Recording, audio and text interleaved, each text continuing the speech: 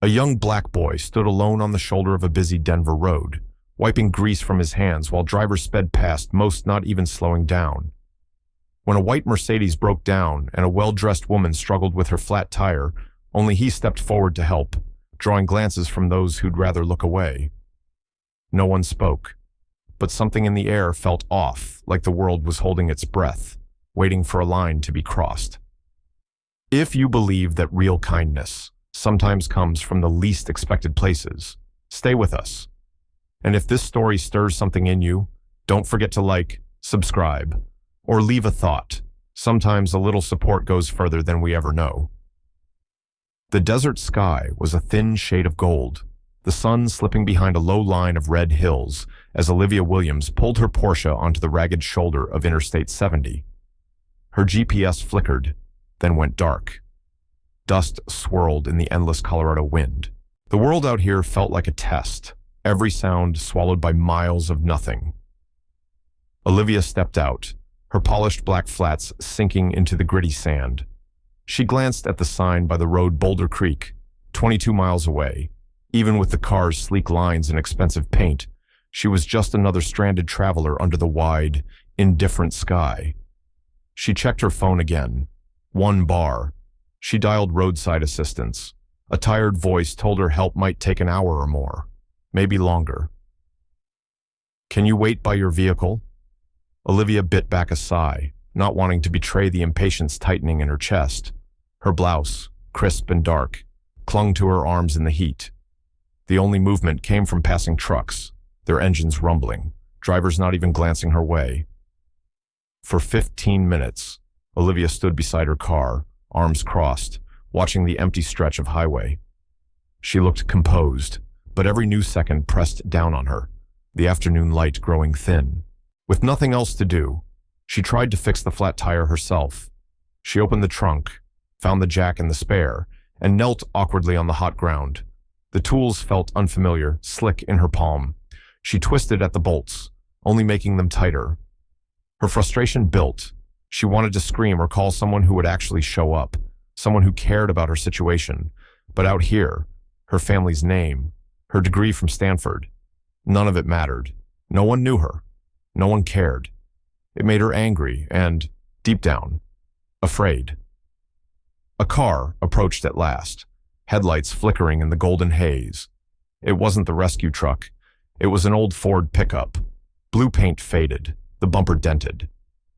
The driver parked several yards behind her Porsche, engine idling for a moment before shutting off.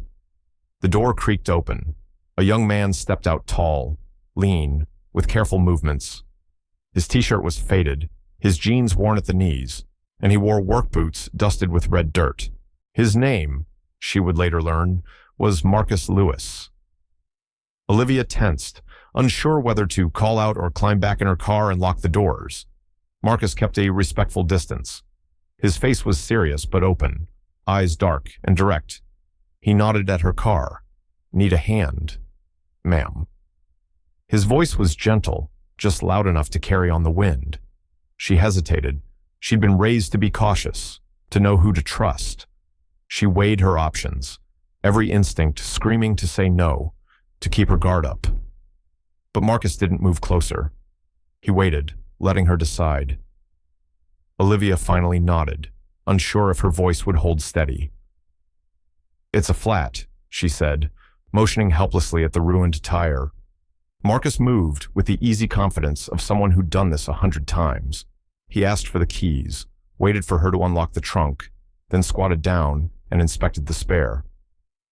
Olivia watched him, her hands trembling slightly as she passed him the tools. He didn't look at her, just focused on the task. There was no judgment in his face, no amusement at her helplessness. He loosened the bolts, lifted the car with the jack, and switched the tire, working quickly and quietly.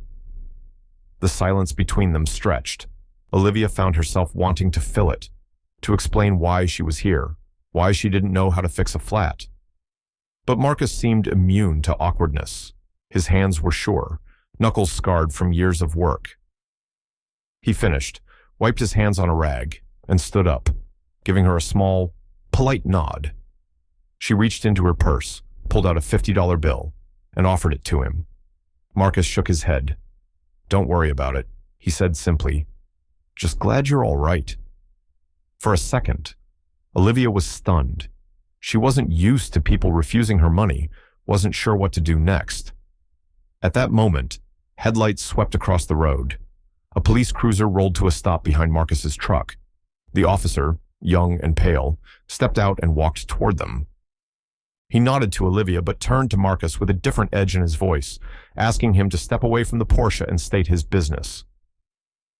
Olivia watched the exchange, suddenly aware of the lines drawn in this world, lines of class, of race, of belonging. Marcus's voice remained calm as he explained, but the officer's questions kept coming, sharp and clipped. Olivia felt her own authority vanish. She wanted to speak up, to say something for Marcus, but the words tangled in her throat. The sun dipped lower. The scene felt like a play she didn't understand, each role assigned by invisible rules. Marcus eventually stepped back, hands open, letting the officer check his ID. The officer eyed him for a long moment, then nodded and told Olivia she was free to go. Marcus caught her gaze one last time.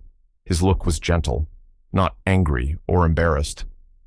Olivia felt the strange weight of gratitude mixed with shame, a new humility threading through her certainty. She drove off, leaving the desert behind, but the memory of that moment stayed with her. That night, the sky over Boulder Creek looked impossibly far away, as if she were still stranded on the side of the road, waiting for someone to tell her which world she belonged to.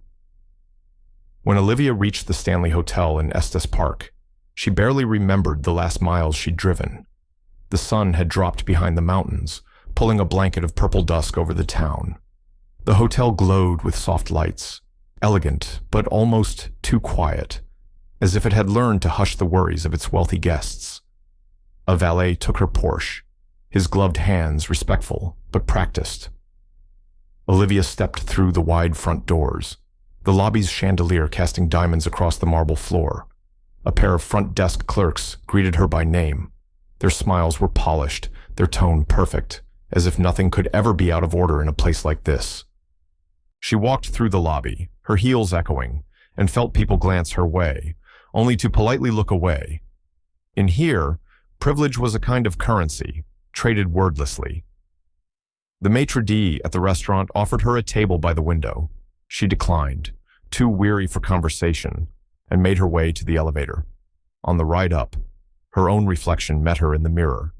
Tidy, composed, but with eyes that couldn't hide the unrest churning behind them. Inside her suite, Olivia stood for a moment, unsure what to do with herself. She dropped her purse on the armchair, shrugged off her blazer, and lay back on the cool, white sheets. The ceiling above her was high and silent. The only sound was her own breathing, heavy and uncertain. She stared at the chandelier, its crystals sparkling like tiny stars, and tried to focus on anything except the knot in her chest. She replayed the scene by the highway, again and again. The way Marcus had appeared quiet, careful, never presuming still unsettled her.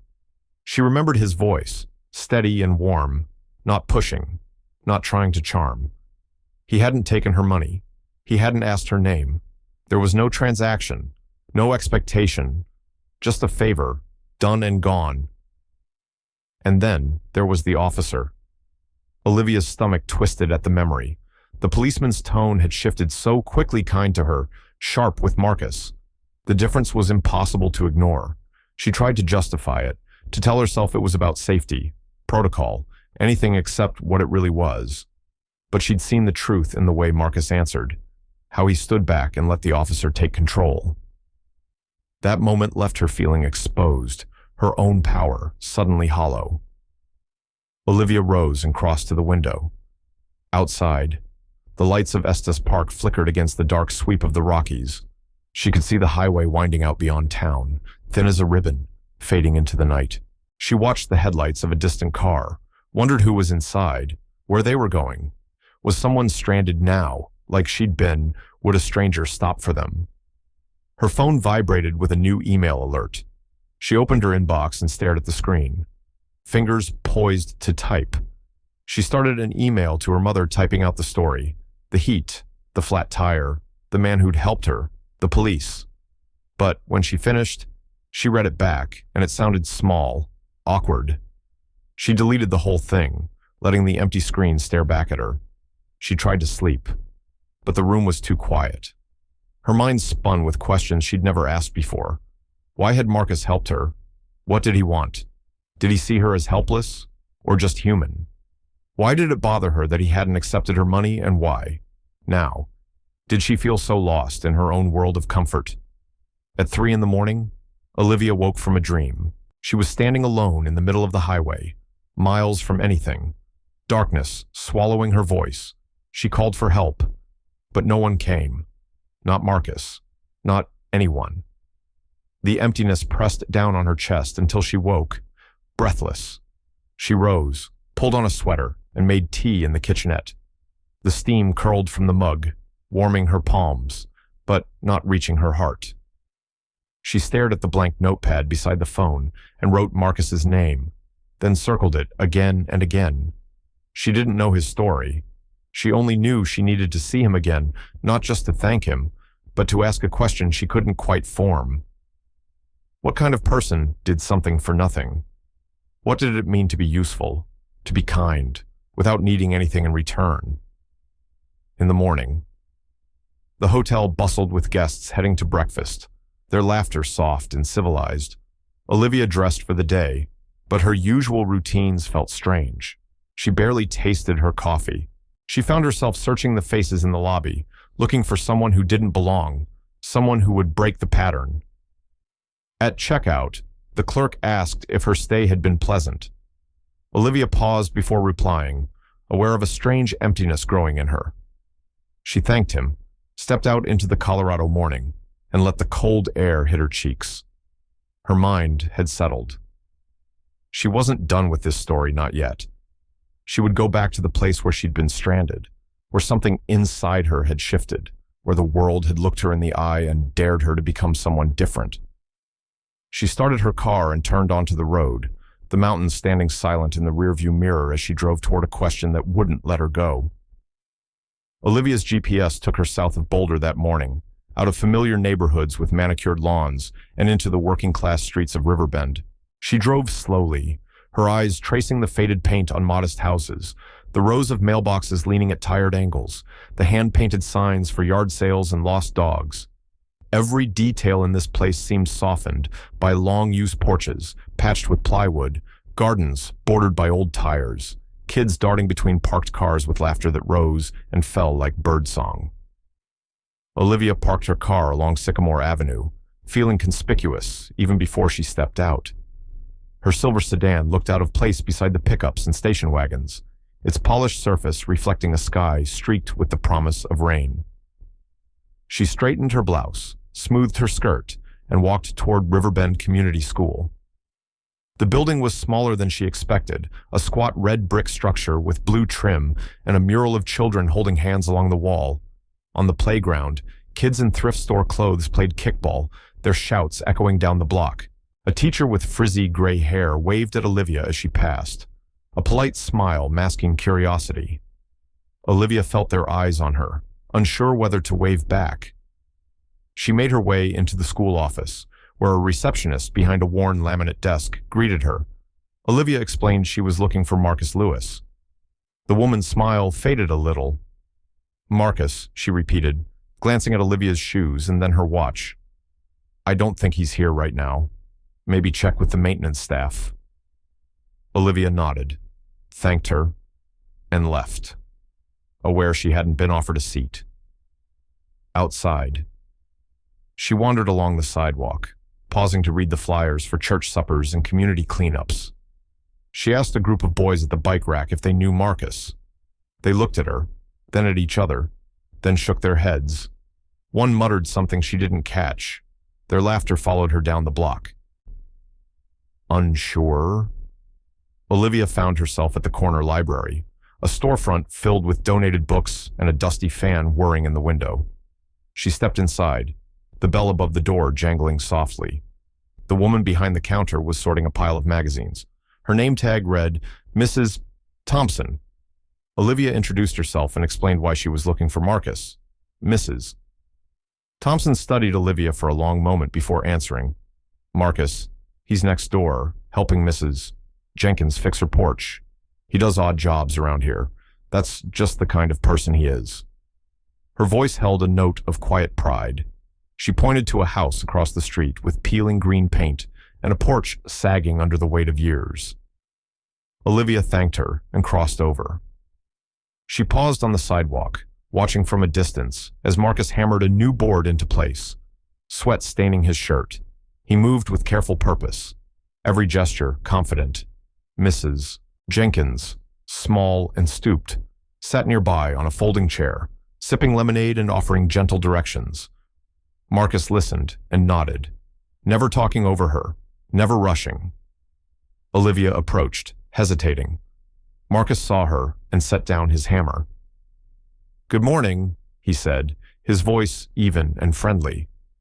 Olivia returned his smile, though she felt oddly unsure of herself. She offered to buy him coffee, as a thank you for his help on the road, but Marcus shook his head with a smile, glancing at the porch. "I need to finish this for Mrs. Jenkins, maybe some other time." He said it kindly, but his refusal was firm. Mrs. Jenkins turned to Olivia with a grandmother's warmth, telling her how Marcus had been helping neighbors all summer. "He never asks for anything," she said, "just shows up when someone needs a hand." As Olivia lingered, she noticed the difference in their worlds, her clothes, her accent, even the way she stood apart from the easy conversation between Marcus and Mrs. Jenkins. She realized she could not buy her way into this circle with money or offers of gratitude.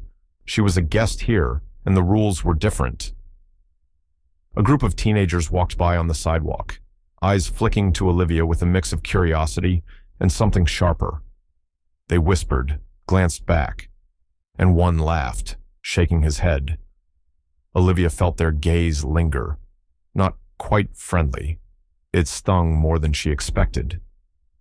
She stepped away from the porch, watching Marcus fit another board, the steady rhythm of his work blending with the sounds of the neighborhood. For a moment, she wanted to call him back, to try again, but she knew she couldn't force a connection. As she walked toward her car, Olivia glanced back and saw Marcus wave just once, a small gesture that held a world of meaning. But the teenagers' voices floated after her, blurring with her own thoughts. She understood, maybe for the first time, that the line dividing their lives was not just about money. It was about trust and the slow work of earning it, one quiet day at a time. The sun burned low over Boulder when Olivia turned off Pearl Street and parked outside the Williams & Sloan law firm. The downtown was alive with people, lawyers in sharp suits, couples with shopping bags, students on bikes. But Olivia felt a world apart, her mind still echoing with the sounds and colors of Riverbend.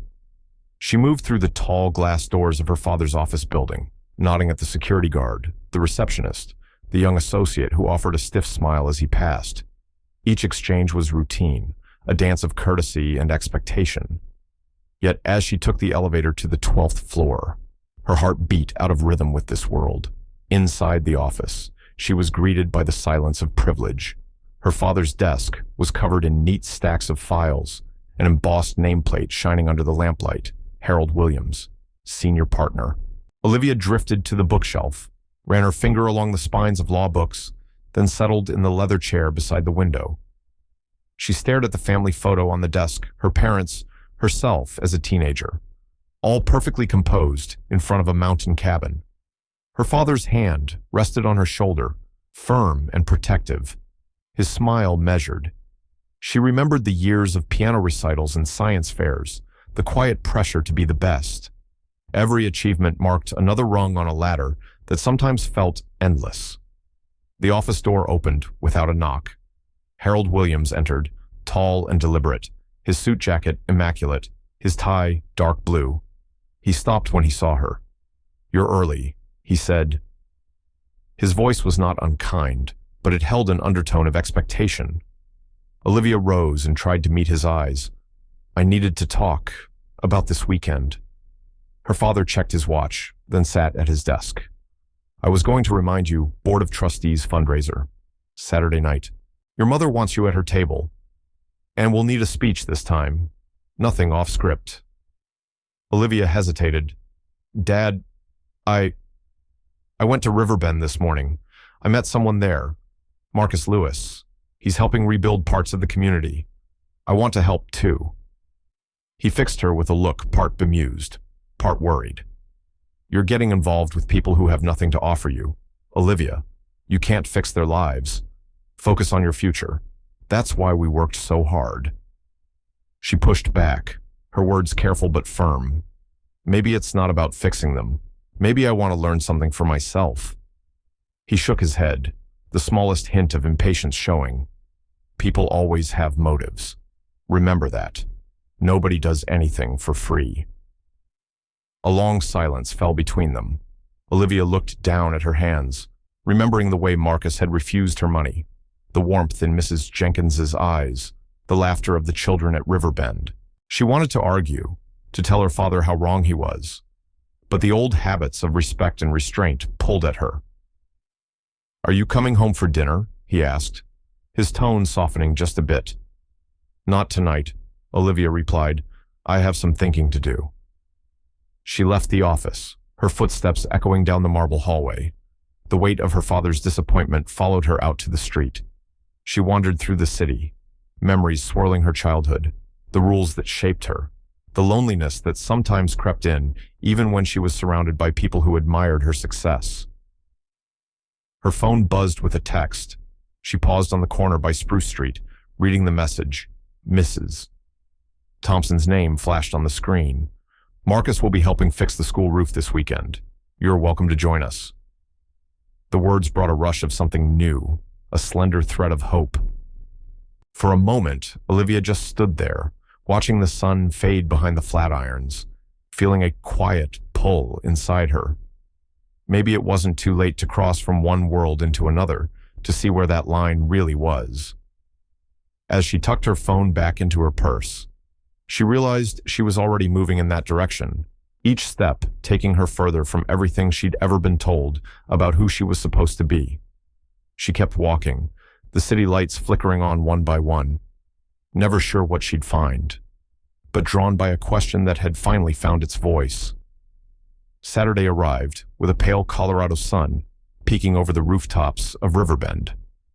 Olivia woke before her alarm, her hands trembling slightly as she pulled on jeans and a simple navy sweatshirt. She'd chosen sneakers over her usual ballet flats, hoping not to stand out too much, though she knew it was impossible to hide who she was. The drive from Boulder felt shorter this time. She passed block after block of modest homes, each with its own little story flags on the porch, wind chimes dancing in the morning air, a hand-painted mailbox that made her smile for reasons she couldn't name. When Olivia parked outside Riverbend Community School, the scene was already lively. Children in bright jackets chased each other across the yard, their laughter a kind of music. Volunteers gathered in groups, some sanding benches, others painting over graffiti or trimming hedges. A tall, muscular man in a faded army jacket was hoisting a ladder against the building. She spotted Marcus near the old playground, sleeves rolled up, working on a battered picnic table with a steady hand. His presence seemed to center the chaos, like an anchor in rough water. Olivia approached, clutching a thermos of coffee she'd brought as a nervous offering. Marcus noticed her, raised his eyebrows in mild surprise, then gave her a brief nod. Before she could say much, another volunteer stepped up, a man with graying hair, weathered face, and a booming laugh. "You must be the lawyer's daughter," he said, glancing at her hands. "You ever swung a hammer before? Or just arguments?" Olivia smiled, a little tight, not much of either, to be honest. She tried to laugh, but her voice caught. Marcus handed her a hammer, his fingers brushing hers, rough, warm, unexpectedly gentle. He showed her how to line up the nail, how to steady her hand and let the weight of the tool do the work. His voice was calm, his instructions patient. He never mocked her, not even when her first attempt sent the nail skittering sideways. She tried again, tongue pressed to her teeth, and this time the nail went in straight. She looked at Marcus for approval and saw only a small, satisfied nod. Raymond, the older volunteer, watched the exchange with a half smile. "You'll get it," he said. Everyone starts somewhere. By noon, Olivia's hands were blistered. Her back ached, but she felt strangely lighter than she had in weeks. The group gathered for lunch, simple sandwiches and apples, under the big maple tree at the edge of the schoolyard. The conversation turned to neighborhood gossip, shared memories, and little jokes that made Olivia feel like a guest at a family reunion she'd never been invited to. As they ate, Raymond told a story about Marcus, his tone shifting from teasing to something more serious. He talked about Marcus growing up on these streets, no father around, working odd jobs after school to help his mother, who'd battled cancer without insurance. Marcus, he said, was always first to arrive and last to leave, not because he had to, but because that was just the way he was built. The words hung in the air, drawing a line between Olivia's sheltered world and the quiet resilience she saw in Marcus. Olivia caught Marcus watching her, his eyes soft but guarded, as if he wondered what she'd do with these pieces of his past. She wanted to ask him more, to understand what drove him, but the right words wouldn't come. Suddenly, a security officer strode onto the playground, clipboard in hand, scanning the crowd. He stopped when he saw Olivia, his eyes narrowing. "Ma'am, can I help you?" "We don't usually have guests from outside the district." The question, polite but pointed, made Olivia stiffen. She explained she was volunteering, that Mrs.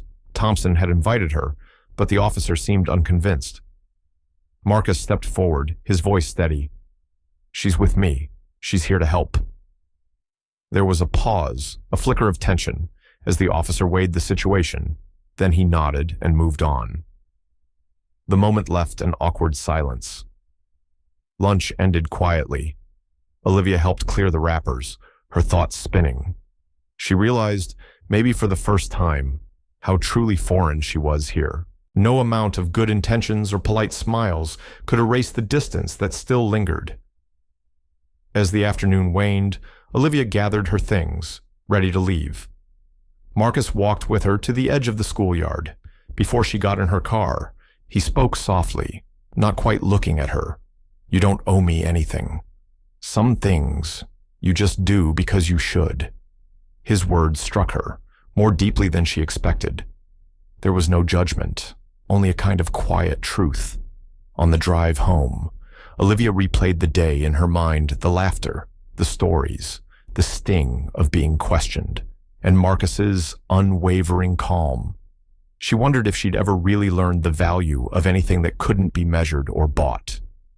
The question sat with her all the way back to Boulder, as the sun dipped behind the mountains, and her reflection shimmered in the car window, caught between two worlds she was only starting to see.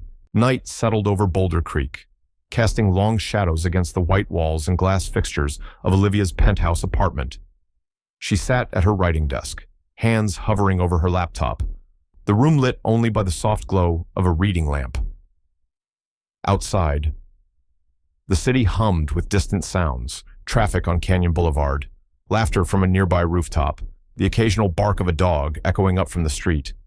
It should have been a night like any other, safe and predictable. But Olivia's mind would not quiet.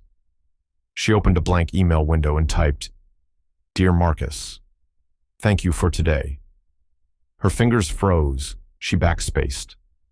The words felt thin, insubstantial, like they belonged to someone else. She started again, this time explaining how she admired his patience, his willingness to help a stranger, how she wished she could have offered more than awkward gratitude and clumsy hands. The cursor blinked. Olivia reread her message, frowned, and deleted it. She tried once more, this time just writing. "You were right. Some things you just do. Still, it wasn't enough." She closed the laptop without sending a word. Restless. Olivia wandered through the apartment, past framed photographs of family vacations and college ceremonies. Her reflection met her in the hallway mirror, shoulders drawn, eyes tired.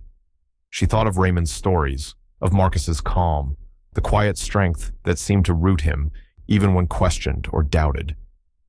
She remembered her father's words, the chill in his voice as he dismissed the possibility of genuine kindness. That belief, drilled into her since childhood, pressed on her. Now everything has a price. No one does anything for nothing. Sleep came in fits and starts. In one brief dream, Olivia was back at Riverbend's schoolyard. Children played all around her, but as she called to them, they turned away, their faces indistinct, their laughter fading. She wandered the playground, searching for something, a voice, a sign of welcome, but each person drifted off, leaving her alone under the gray sky. Olivia woke before dawn, heart racing. She made tea, cradling the mug in her palms, the warmth grounding her. She moved to the window, watched headlights shimmer on wet asphalt below. In that quiet moment, something shifted inside her. Maybe it was the way Marcus had stood beside her in the schoolyard, never judging, just waiting to see if she'd return. Maybe it was Raymond's stories of persistence, or maybe it was her own exhaustion with living up to everyone else's expectations. She decided she wanted something different, something real. At breakfast, Olivia met her mother at the Buff restaurant. The place was bustling waitresses weaving through the maze of tables, the scent of coffee and bacon filling the air. Her mother, impeccably dressed in a tailored suit, barely glanced up from her phone as Olivia sat down. "I've been thinking about volunteering more," Olivia said, stirring her coffee. Her mother arched an eyebrow, lips pursed in mild disapproval. "Olivia, you should be networking. The partners at your father's firm expect you at the next event. You're not a charity worker. These people aren't like us." Olivia smiled, hiding the tremor in her hand. "Maybe that's exactly why I need to do it." Her mother sighed, setting down her phone. "Just remember where you come from. Don't waste time on distractions. You have a future. Don't get sidetracked by guilt or misplaced empathy." The rest of breakfast passed in polite, strained conversation. Olivia nodded at the right moments, listened to her mother's plans for the next fundraising gala, the new renovation at the country club, the importance of image. But she felt herself withdrawing, the world narrowing to a point somewhere far away from these glossy concerns. Afterward, as she walked to her car, Olivia checked her phone. A new message had arrived from Marcus. It read, "If you're serious about volunteering, be here at 8 a.m. Don't be late." The words were simple, direct, but Olivia understood what they meant. This was more than an invitation. It was a challenge, a doorway. She knew Marcus was watching, waiting to see if she would show up, if she truly meant to step outside her comfortable life and join his world, if only for a day. Olivia stared at the message, then looked up at the foothills catching the early sun. She felt the old doubts gathering. Would she fit in? Was she doing this for the right reasons? Did it matter? If she was willing to try, she realized no one could answer these questions for her. The line between giving and belonging, between pity and respect, was thin, and she would have to find her own way across. She texted back, simply, "I'll be there." Then she put her phone away, feeling both nervous and resolved. The rest of the day, Olivia moved through her routine meetings, errands, the small obligations that made up her life in Boulder. But her mind was somewhere else, rehearsing what she would say, what she would do, how she would prove to Marcus, to herself, that she could keep showing up, even when it was uncomfortable, even when the world told her not to. That night, before bed, she sat at her desk and opened her laptop again. She read over the unsent emails, then closed them for good. Some things, she realized, had to be lived, not written. The city quieted as she lay in the dark, listening to the hush that followed the traffic. She drifted to sleep at last, the message from Marcus replaying in her mind, a promise hanging in the air like the pause before sunrise. Saturday morning came with a sky the color of old pewter and the smell of coming rain. Olivia arrived at Riverbend Community School at exactly 8, nerves tight and stomach light, half expecting that Marcus wouldn't show. But when she walked through the side entrance, she found him already there, waiting by the hallway with a key ring in hand. He wore a faded flannel shirt, sleeves rolled up, and nodded a quiet greeting as she joined him. "Ready?" he asked, voice low. She nodded, not trusting herself to speak. Together, They made their way to the school's old library annex, a room that smelled of dust, yellowed pages, and linseed oil. Rows of books, some with spines cracked and titles long faded, crowded the shelves. Sunlight filtered through the high windows, casting the dust motes in golden columns. Marcus unlocked a supply cabinet and handed Olivia a box of gloves. "We're clearing out anything too damaged. Mrs. Thompson wants to make space for the new reading program." They settled into a rhythm, stacking books, sorting through battered volumes, occasionally pausing to compare finds. At first, the silence between them was awkward. Then, gently, it softened. After a while, Marcus began to speak, almost as if talking to himself. "My mom used to work at Boulder Community Hospital. She was a night shift nurse, strongest woman I ever knew." He paused, lifting a medical textbook, tracing the faded nameplate inside. "She got sick a few years back. We didn't have insurance that would cover the treatment. She kept working till she couldn't stand. One night, she just didn't come home." Olivia listened, fingers tightening around the spine of a children's classic. "I'm sorry," she said, voice low. "I can't imagine." He shook his head. Not in anger, just the acceptance of someone who'd learned that the world rarely bent to fairness. "It's life. You know, you do what you can, you move on." For a moment, the only sound was the shuffling of books and the faint tick of a wall clock. Then Olivia spoke, her words halting, uncertain. "My dad, he's a partner at Williams & Sloan. There's always been a plan for me. Law school, then the firm, then whatever comes next. But sometimes it feels like I'm living someone else's story." She hesitated, then added, "He doesn't really believe people help each other unless they get something in return." Marcus offered a small, understanding smile. "I used to think like that, too. But sometimes you just do things because it's right. Not for payback, not for recognition." As she handed Marcus a stack of battered poetry anthologies, he noticed a thin scar along the back of her left hand. He touched it gently, curiosity in his eyes. "How'd you get this?" Olivia felt her cheeks flush. "I fell off a horse when I was 10. My father said I needed to be tougher, to learn not to cry. But I've always hated the scar. It makes me feel exposed." He considered her words, then said, "It's just proof you got up again." They exchanged a long look, something honest and unguarded passing between them. Just then, the door creaked open. Mrs. Mendez, the school's literature teacher, stepped in, a stack of lesson plans under her arm. She paused when she saw Olivia, her gaze sharp and assessing. "We don't get many visitors in the library on Saturdays," she said. Olivia straightened. A little defensive. "I'm helping Marcus. And Mrs. Thompson asked me to assist with the library project." Her voice trembled only slightly. "Mrs. Mendez's tone softened, curiosity warming into interest. "You a reader, Ms. Williams?" Olivia replied, not offering her family's full weight. Mrs. Mendez studied her for a moment, then nodded. "We could always use more hands. The kids love new faces, especially ones willing to get dusty." She set her lesson plans on the desk and, after a moment's hesitation, offered Olivia a book recommendation for the next community story hour. As Mrs. Mendez left, Olivia let out a breath she hadn't realized she was holding. Marcus grinned, just a hint, as if to say, "You passed." Outside, the sky had darkened further. Rain tapped at the windows, gentle at first, then steady. The two worked on, their motions easy now, every so often. Their eyes met over the pile of books, no longer with caution, but with a tentative trust that felt new and rare.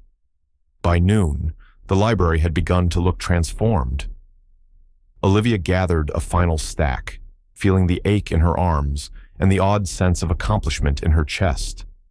Marcus helped her carry the boxes to the donation bin. As they passed under the doorway, he paused. "Glad you showed up," he said quietly. "Most people wouldn't have." Olivia looked back at him, rain streaking the window behind her, and smiled. "Maybe I needed to prove something to both of us." They stood there in the hush, the storm outside rising, as if something in the air had shifted, though neither quite knew what might come next. The rain that swept through Riverbend overnight left the streets slick and shining, low curbs swallowed by shallow puddles. On Monday morning, the school grounds lay empty, their doors closed for cleanup and repairs, but the community was anything but quiet. By sunrise, a post began to circulate on the Riverbend neighborhood forum, 2 photos, both grainy, snapped with a phone. In one, Olivia knelt beside Marcus, paintbrush in hand, her hair tied back in an awkward ponytail. In the other, she smiled uncertainly, surrounded by children holding battered library books. The headline read, "Heiress Olivia Williams, spotted volunteering at Riverbend. Real help, or just good PR?" The comments rolled in fast. Some were kind, most skeptical, a few barbed. "She'll be gone next week. Just watch. Maybe she's after a photo op for the law firm. Money can't buy sincerity." Olivia read the thread over breakfast, each new notification a jab in her ribs. She tried to ignore it, telling herself it didn't matter what strangers thought, but the words clung to her like damp clothes. Her phone rang. The caller ID showed her father's office. She picked up, bracing herself. "Olivia," came Harold Williams's clipped tone. "There are images of you online. People are talking. This isn't what our family needs right now. If you want to play at charity, do it in private. Don't bring attention to us for the wrong reasons." She bit back a retort, feeling the weight of old shame settle on her shoulders. "I'm not doing this for attention," she managed, voice thin. "Regardless, you're a Williams. Your reputation reflects on us all. I expect better judgment." He hung up.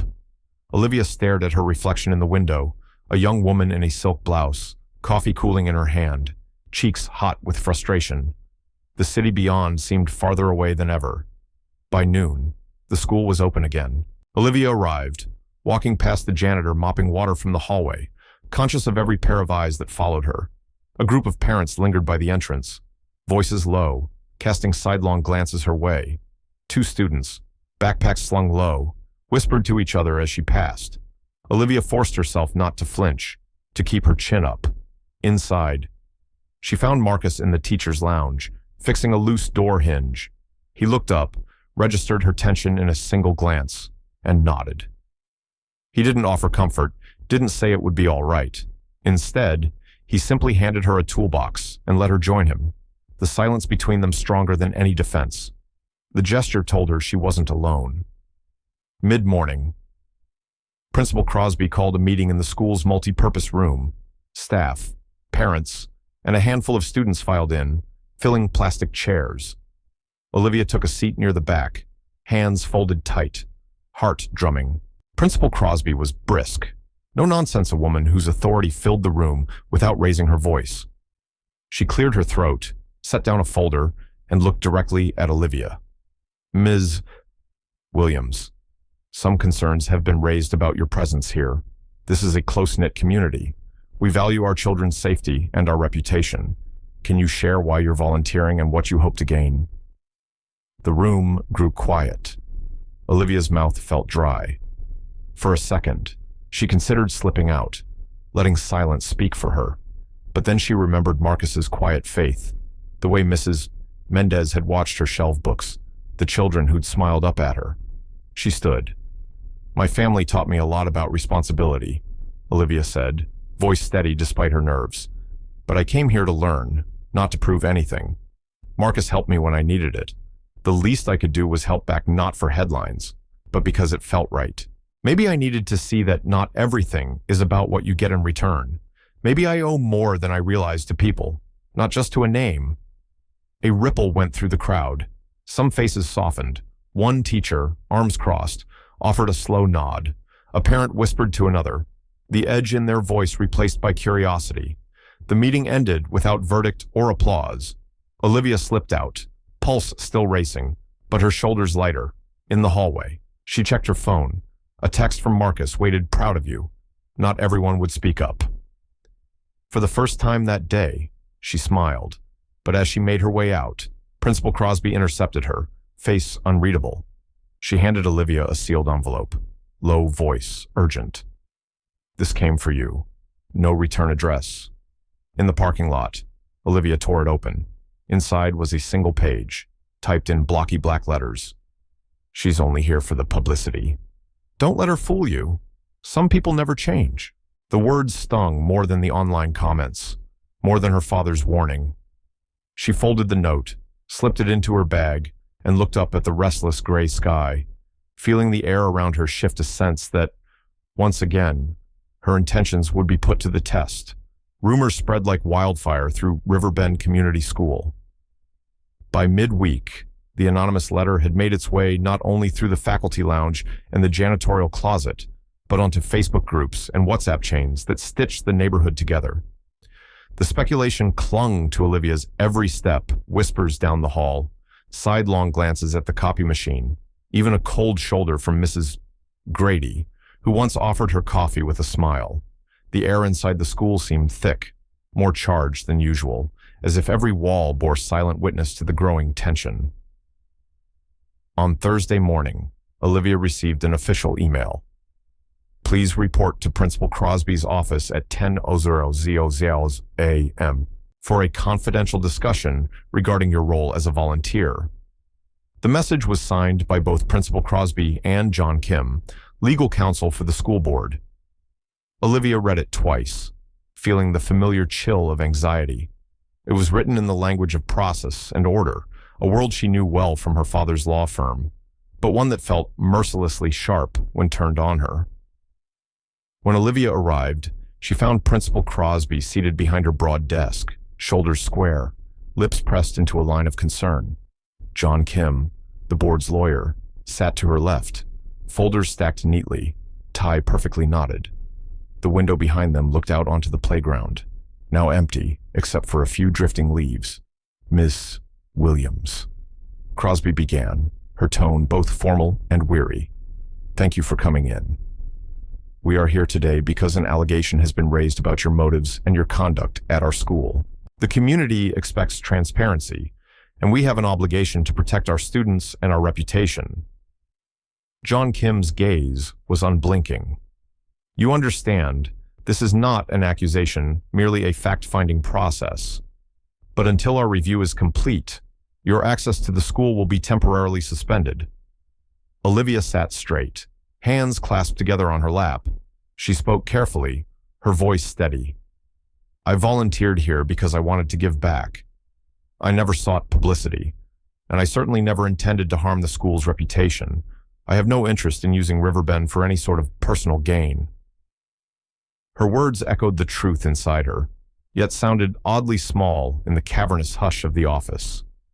Principal Crosby nodded, but her eyes flickered to the folder in front of her. There are divided opinions among parents and staff, she said quietly. Some believe you mean well. Others fear this is more about your family's image than our children's needs. At that moment, a soft commotion drifted in from the hallway. Marcus's voice, calm but insistent, rose above the din. I need to be in there. If this is about Olivia, you should let me speak. A secretary blocked his way, apologizing firmly. I'm sorry, sir. Only school employees or legal guardians are allowed during disciplinary reviews. Marcus's eyes caught Olivia's through the glass, his concern written plainly on his face, but he was turned away, left to wait outside. Inside. Olivia felt the weight of the school's scrutiny settle upon her shoulders. She was alone in a room built for judgment. The conversation continued, each question more probing than the last. What had prompted her interest in Riverbend? Had she contacted any press? Had she discussed the school with her father or anyone at the law firm? Olivia answered patiently, truthfully, even as each answer felt like casting a pebble into a deep well. After what felt like hours, the questioning wound down. Mr. Kim leaned forward, voice gentle but final. For the integrity of the process, we recommend you refrain from any further activity on school grounds until the investigation is complete. This is standard protocol, not a reflection on your character. Principal Crosby rose to shake Olivia's hand. Thank you for your candor. We'll be in touch soon. Olivia stepped outside, the world suddenly brighter, the noise of children on recess jarring against the hush of the office. She stood alone in the shadow of the school, feeling both smaller and older than she had the day before. From across the yard, she caught the eyes of two little girls, Maya and Jada, who'd read stories with her in the library. They didn't run up as usual, but watched her from behind the jungle gym, uncertain, as if her touch might now bring trouble. A group of parents whispered by the parking lot, some glancing at her with suspicion, others with awkward pity. Marcus waited at the curb, hands shoved in his pockets, concern etched on his brow. Olivia gave a small shake of her head. She would explain later. For now, she simply needed to stand still and breathe. She realized, in that quiet, that kindness wasn't armor. Even a pure motive could be twisted or doubted. And sometimes, the hardest thing was to keep offering your hand when everyone else had pulled theirs back. Olivia lingered by the fence, watching the clouds sweep over the playground, feeling the space between herself and the world stretch thin, almost transparent, and not quite ready to let it snap. That evening, as Olivia drove through the winding roads of Boulder Creek Estates, each familiar house seemed colder, the grand brick facades less inviting than ever before. The rain had passed, leaving the air sharp and the streets slick beneath the headlights. She parked in front of her family's stately home, a place that once meant safety, now only a reminder of expectations and walls she could never quite climb over. Inside, the dining room glowed with soft light, crystal glasses gleaming on white linen. But the warmth was all on the surface. Olivia's father, Harold Williams, took his usual seat at the head of the table, his presence commanding, suit jacket still crisp from work. He barely looked at her as she sat. Her mother, Carolyn, tapped restlessly at her phone, whispering now and then about damage control and public relations, the words slipping out like warnings. Dinner began with small talk about court cases, social calendars, and the right schools for future grandchildren. But soon enough, Harold cleared his throat. Olivia, this situation at Riverbend, it can't go on. The Williams name means something in this town. It means something in Denver and beyond. If you truly care about your career and your family, you'll step back until this all blows over. Olivia tried to answer, voice measured but firm. I volunteered there because it matters to me, Dad, not because of the firm or the family. It's about the kids, about the people who actually live here. Her father's jaw tightened. The firm comes before everything. Olivia, your choices have consequences. We're not in the business of personal charity, not if it threatens our reputation. Caroline's voice was gentler, but no less pressing. Sweetheart, let us help you. I can make a few calls, smooth things out in the paper. These people will forget by next week if you just let it be. But Olivia only shook her head. Each word from her parents felt like a stone, building a wall between the person they expected and the woman she was struggling to become. When dinner ended, she excused herself, escaping to her old bedroom, surrounded by childhood photos and trophies that suddenly looked like relics from someone else's life. She sat on the window seat, hugging her knees, watching the wind sweep through the dark trees outside. The silence pressed in, broken only by the distant hum of her parents' voices downstairs, planning, worrying, controlling. Her phone buzzed with notifications from classmates, lawyers, even old friends, most offering polite support, others thinly veiled questions about the scandal at the school. At midnight, as Olivia wandered through the shadowy halls, unable to sleep, headlights flickered outside. A soft knock sounded at the front door. Cautious, she opened it to find Marcus standing on the porch, his figure faint beneath the porch light. He looked tired, rainwater glistening on his jacket, but his eyes held none of the judgment she feared. He didn't step inside, nor did he linger. Instead, he held out a small cardboard box. Inside, Olivia found a folded scrap of paper, nothing grand, just Marcus's familiar, steady handwriting. You have to fight for what matters, even when no one stands with you. There was no signature, no plea, just a simple truth, and the memory of everything she'd seen in him. Strength, quiet resilience. a refusal to let the world define his worth.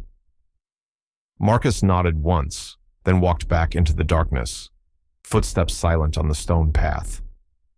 Olivia closed the door and leaned against it, tears springing up before she could stop them.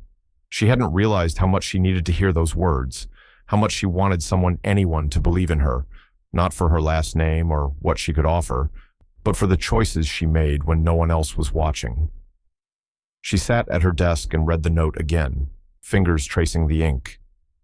The world outside was silent except for the wind and the soft creak of the old house.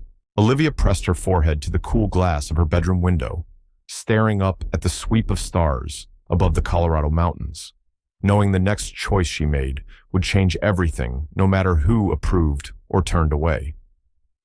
She waited, heart pounding, watching the first hint of dawn color the sky, still unsure which world she belonged to, but more certain than ever that she had to choose for herself.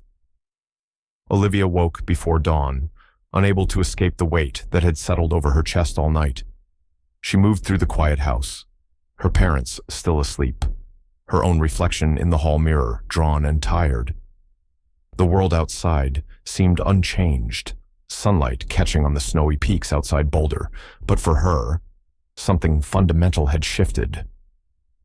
When her phone rang, the old familiar number of Mrs. Thompson flashing across the screen, she picked up on the first ring. Mrs. Thompson's voice was taut with urgency. "Olivia, I need to see you. It can't wait. Meet me at the Laughing Goat half an hour." By the time Olivia parked in downtown Boulder, the coffee shop was just opening, the morning crowd still thin. She spotted Mrs. Thompson tucked away in a back booth, her expression a mix of relief and anxiety. On the table between them was a slim manila envelope. "I wouldn't bring you into this if it wasn't necessary," Mrs. Thompson began, lowering her voice. "I've found out who sent that anonymous letter to the school board. It wasn't a parent. It was Mr. Carl Evans from the school's main office. He was paid off by a local news blog here. See for yourself." She slid the envelope over. Olivia hesitated, then opened it. There were screenshots of private messages, bank transactions, emails forwarded from Evans' work account to a reporter. Each detail drew a picture too clear to deny. Olivia listened, fists clenching on her lap. So all this pain, all the suspicion and whispers and shame, had started with someone selling a story. For the first time, the anger burning in her chest felt clean, unclouded by self-doubt. Mrs. Thompson sighed. "I'm sorry you were dragged into this. Some people, they just see an opportunity, not the damage they leave behind." Olivia nodded, her voice barely above a whisper. "It's not just about me anymore. I can't let them keep hurting everyone who tries to do good. Not the kids, not Marcus, not you." For a moment, she thought of her father's cold warnings, her mother's relentless optimism, the lines she'd been told not to cross, but she knew there was no going back. Marcus arrived, looking as if he hadn't slept at all. When Olivia showed him the proof, his jaw tightened, but he didn't flinch. He sat with them, silent at first, then finally spoke. "If you have the truth, you have to use it, no matter how ugly it gets. People are watching. Olivia, you might be the only person who can show them what's real." She saw in his face a different kind of strength, one not built by reputation or connections, but by years of choosing what was right, even when it cost him.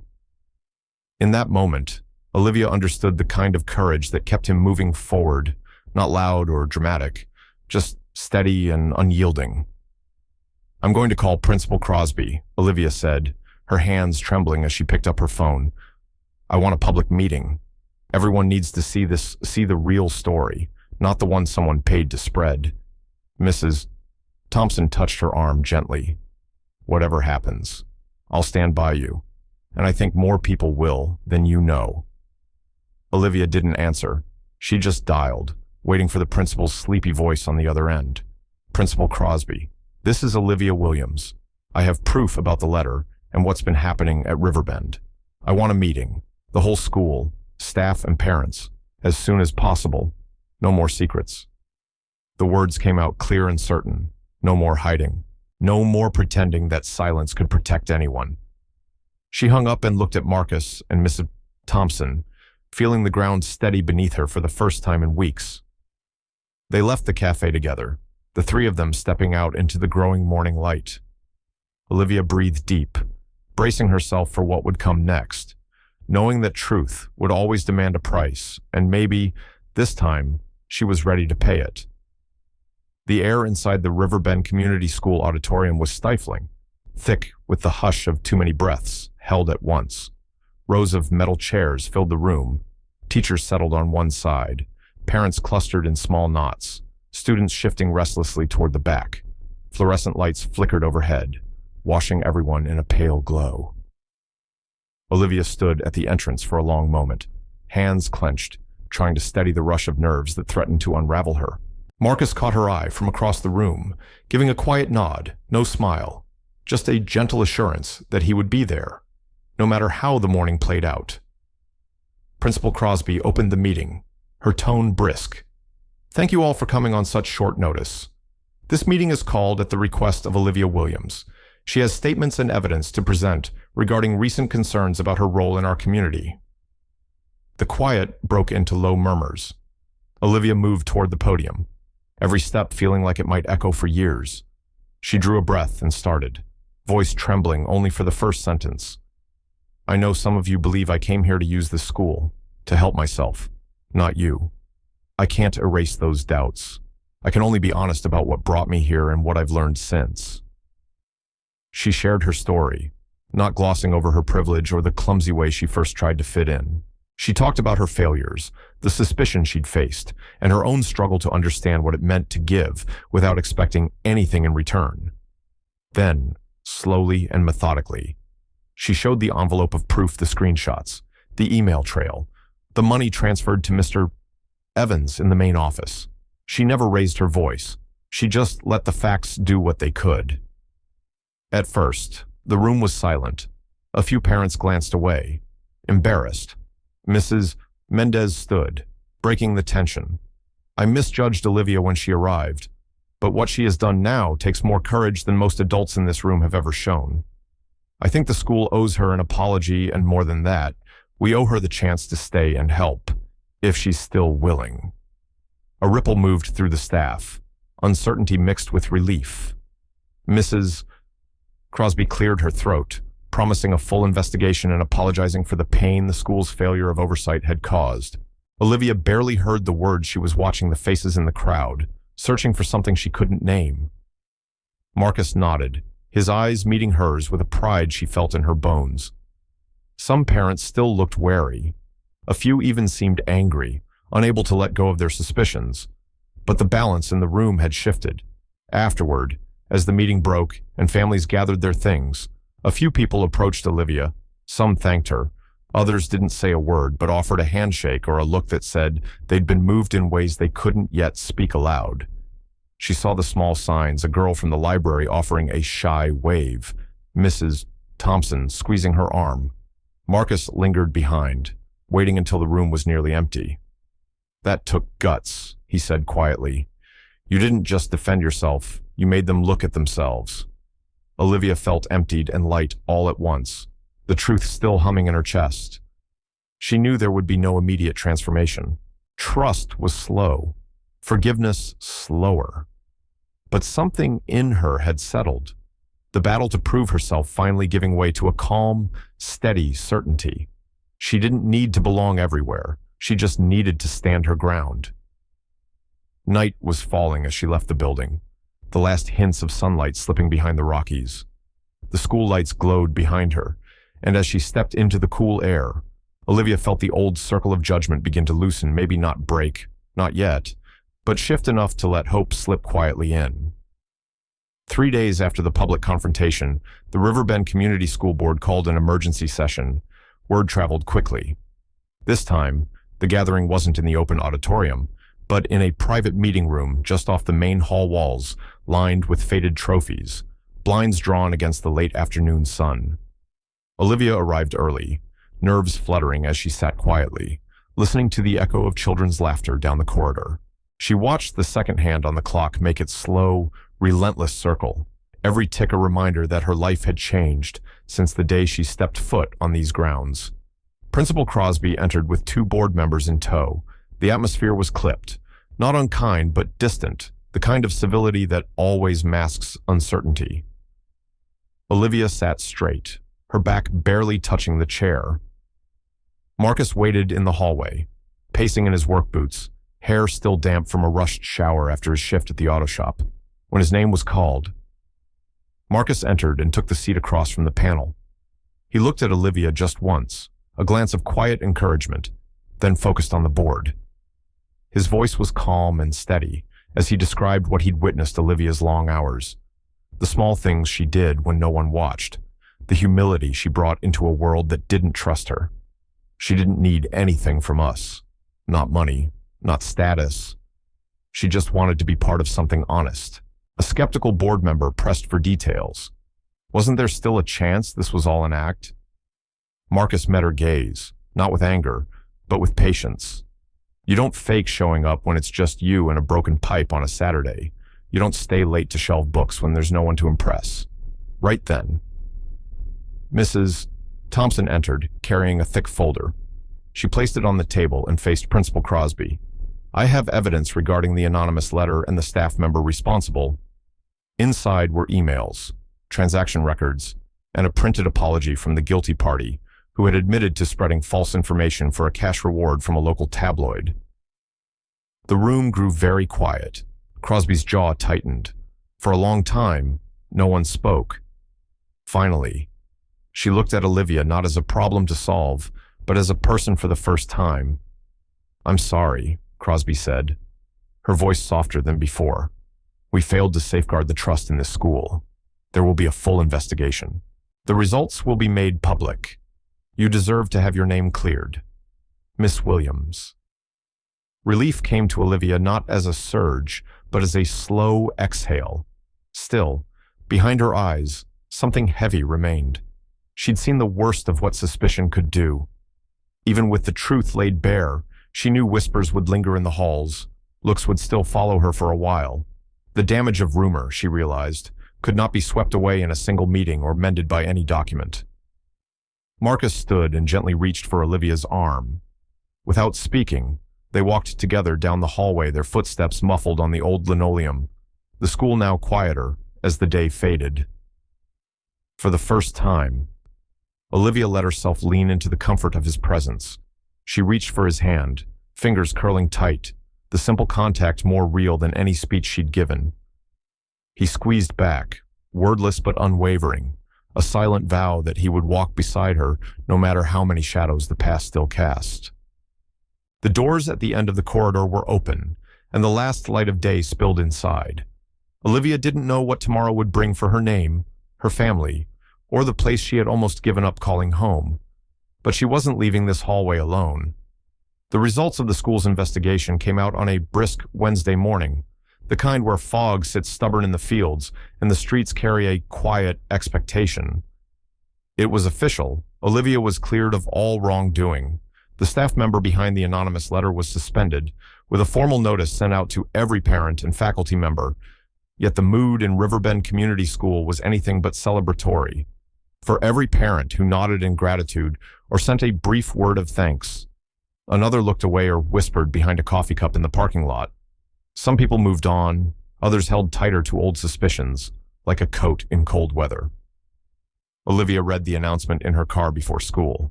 She let the words settle in her chest. There was no rush of vindication, no sense that anything had been truly restored. Instead, she felt a gentle ache for everything that had been lost: trust, innocence, the feeling that goodness alone could be its own reward. She entered the building quietly, returning a wave here, a nod there. Even with the truth exposed, she saw that wounds lingered in the hallways, in the uneasy smiles of teachers, in the children who peeked around corners but didn't run to greet her the way they once had. Back in Boulder Creek, the Williams home was no sanctuary. The media had picked up the story, lawyer's daughter, vindicated after smear campaign. Her father slammed the newspaper on the kitchen counter, his jaw set in stone. You've brought attention to our family for all the wrong reasons. he said, voice hard. This is not how we do things. Olivia. Her mother sat silently, folding napkins over and over, eyes glassy with worry and disappointment. Olivia wanted to explain, but there was no space for her words between her parents' expectations and her own exhaustion. That evening, Marcus invited Olivia to Rivera Community Arts Center, where a fundraising event for local families was underway. The center buzzed with low, genuine energy music from a student jazz trio, the smell of chili and cornbread, people laughing and sharing stories at worn wooden tables. Marcus introduced her to his friends, people with calloused hands and wide, easy smiles. She listened as they spoke about losing jobs, fighting illness, rebuilding after a fire. They didn't ask about her past or her wealth. They wanted to know if she could help paint a mural, bake for the next breakfast, or lend an ear to a teenager struggling in school. For the first time in months, Olivia allowed herself to let go. Tears came sudden and hot, cutting through her practiced composure. Marcus saw it, squeezed her hand beneath the table, said nothing. Later, as the crowd thinned and the night grew soft, he led her to the front steps. Lights from inside spilled out across the sidewalk. He turned to her, his voice quiet but certain. This is where you belong, if you want it. That warmth held her, but it didn't last long. Olivia's phone vibrated. Her father's name flashed on the screen. She hesitated, but answered. His tone left no room for debate. You need to come home now. If you keep trading our family's reputation for these gestures, you're on your own. Don't expect another cent. Not for school, not for rent, not for anything. He hung up before she could reply, standing there in the cool Colorado night. Olivia gripped the phone and looked at Marcus. A world of choices reflected in her eyes, none of them easy. That night, Olivia drove the winding streets back to Boulder Creek Estates. The houses along the boulevard glowed softly behind iron gates, each lit window promising warmth, but her own heart felt colder with every mile. The Williams home was silent, almost ceremonial in its stillness. She entered to find her parents waiting, her father standing at the fireplace, her mother seated on the edge of a leather sofa, wringing her hands, eyes red as if she'd been crying in secret. Olivia's brother and sister hovered in the hallway, uncertain, watching the scene unfold but knowing better than to intervene. Her father motioned for her to sit. When she didn't, he began without preamble, his voice the same tone he used in boardrooms and courtrooms. Our family has always held itself to a higher standard, Olivia. We do not welcome scandal. We do not invite chaos into our lives. And yet, you've chosen to do both. Olivia met his gaze, unblinking. He pressed on. I'm giving you one chance to turn this around. End your involvement with Marcus Bennett. Leave Riverbend and everything connected to it behind. If you do, you remain part of this family. You keep your inheritance, your place at the firm, your future. But if you refuse, you walk away with nothing. No money, no job, no support. You will not return. The room went so quiet she could hear the clock ticking in the foyer. Her mother's breath caught, but she didn't speak. Olivia stood, her hands trembling but her voice steady. She looked from her father to her mother, to her siblings who watched from a distance, then back at the painting of their family, her childhood captured in frozen smiles, a reminder of what she was expected to protect at any cost. She remembered the faces at Rivera Community Arts Center, the gentle honesty, the way Marcus's hand felt when he told her she belonged. She remembered how light she'd felt, freed from roles and names and all the heavy things that never quite fit, looking her father straight in the eye. She finally said, I can't live my life wearing a mask for anyone, not even for you. I want to live honestly, even if it means I lose everything else. Her father's anger flared, sharp and immediate, but she didn't flinch. Her mother tried to reach for her hand, but Olivia stepped away. The finality of her choice hung in the air, filling every corner of the grand house with something more painful and yet more honest than any argument before. Olivia packed her things in silence, just a duffel bag, a handful of photos, and a jacket against the Colorado night. No one tried to stop her. She closed the door behind her and paused on the porch, breathing in the cold air. The sky above was bright with stars, the same sky she had stared at all her life, now suddenly wide open in a new way. She drove through empty streets, her thoughts a steady current of fear and relief. When she reached Marcus's small house on the edge of town, she stood for a moment, hands clenched tight, and let herself feel the weight of her choice. Then she knocked quiet at first, then again, louder, until she saw the porch light flicker on. Standing there. Olivia knew the door opening would mean she could never go back. But maybe for the first time, that was exactly what she needed. Olivia woke to sunlight streaming through the modest curtains of Marcus's apartment, the air crisp and alive with the faint crow of a distant rooster. For the first time in years, she didn't feel the urge to check her phone or review a schedule set by someone else. Instead, she lingered beneath the old quilt, listening to the quiet rhythms of a house slowly coming to life, a kettle whistling, the hum of the fridge, the muffled sound of Marcus moving about in the tiny kitchen. She rose, wrapped herself in a sweater that wasn't designer, and found Marcus making coffee, his hands steady, his eyes soft with a comfort that didn't need words. He handed her a mug, and she accepted it with both hands, warming her palms as she watched him prepare toast. No chef, no elaborate breakfast spread, just simple bread and butter and a bit of homemade jam someone in Riverbend had given them. They ate together at the small kitchen table, knees brushing, sunlight spilling across the scratched wood. There was a peace here that Olivia had never known in Boulder Creek Estates, a sense that she could breathe and exist just as she was, without expectation or performance. Marcus talked about his work at the community center, the after-school programs he wanted to grow, and Olivia found herself sharing her own dreams, the kind she'd barely allowed herself to consider when she still bore her family's last name like a weight. After breakfast, they planned the day.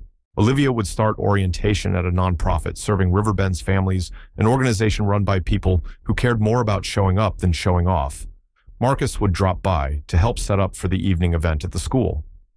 There were small worries, money, acceptance, the shadow of everything Olivia had left behind, but they felt manageable now, diluted by hope and the feeling of being on the same side of things for once.